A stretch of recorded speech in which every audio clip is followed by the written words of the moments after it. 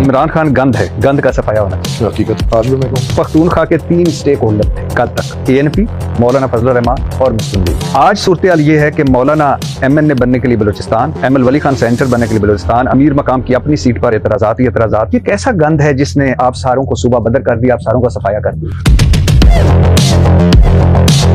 आपकी जमात king maker थी, और मगर आज हालत यह है कि बादशाह खान साहब का पोता ML वली खान इतना मजबूर है कि इसे बलूचिस्तान जाना पड़ता है सेनेटर बनने के लिए। आपको अवाम ने रिजेक्ट किया। एक मरतबा आपके साथ हो सकता है हाथ हो जाए, 2 मरतबा हो सकता है, हर मरतबा तो नहीं। आप कितने इलेक्शन लड़े? 3 इलेक्शन लड़ा, तीनों हारे। मैंने 3 इलेक्शन में जो हालात देखे ना, तो मैं इस प्रोसेस को लायक आप हैरान हो जाए ना। मेरा पहला इलेक्शन जो था वो था 2018 का इंतखाब, हम फैजियाब नहीं हो पाए। मेरा दूसरा इंतखाब था इमरान के खिलाफ बाई इलेक्शन 4 सप्ताह में, और वही फैज साहब उधर कोर कमांडर थे। तब हालात था। यानी आप कह रहे हैं कि फैज हमीद साहब ने आपको वहां पेशावर में बैठ के हरवा दिया। आज क्या पख्तूनख्वा की PTI रियासत के पेज पे है अली अमीन गंडापुर किसका वज़ीर? इलेक्शन से 4 दिन पहले मुझे ये पैगाम आया कि अली अमीन गंडापुर आने वाला वज़ीर।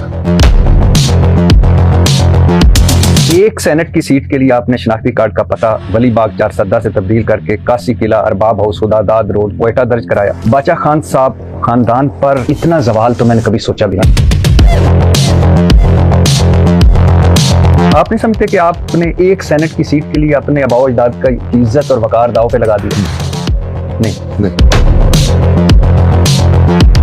PDM आई, फिर रिजीम चेंज करके इमरान खान के खिलाफ तरीके से तबाह कर दी। तो आपने तो बनाई थी PDM। बादशाह खान साहब के खानदान के अलावा, असफंदियार वली साहब के बेटे के अलावा आपने क्या काबिलियत है कि आप पार्टी के सदर हैं? कुछ भी नहीं।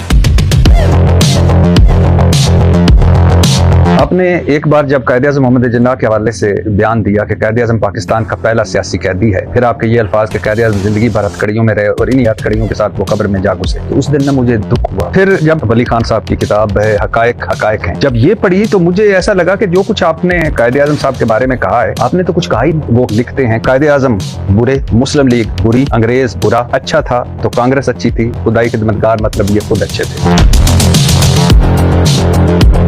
कायद-ए-आज़म और उनकी अहलिया के हवाले से नामुनासिब रिमार्क्स हैं इस किताब में। सुनने में आया कि वेलिंगटन साहब बम्बई का गवर्नर था, इसने अपने घर में दावत की थी जिसमें जना साहब को इसकी अहलिया जो पारसी थी के साथ मदऊ किया गया। गवर्नर वेलिंगटन की बीवी बहुत जाबर और इस्तेमारी रख रखाव वाली विक्टोरियन ज़हनियत की औरत थी। इसने जब मेहमानों को देखा तो जना साहब की अहलिया ने लिबास ऐसा पहना था जो लेडी वेलिंगटन के अंदाजे के मुताबिक बहुत कम था और इस मौजूदा महफिल के मुनासिब न था। तो लेडी वेलिंगटन ने अपने ADC को कहा, मिसिस जना को सर्दी लग रही है, एक शाल लाकर दो कि अपने गिर्द लपेट ले। ये बात सबने सुन ली। जना साहब ने महसूस किया मेरी तौहीन हुई है। वो बिमा अपनी अहलिया की इस महफिल से चल पड़े। तो इधर है कि वो उनकी अहलिया को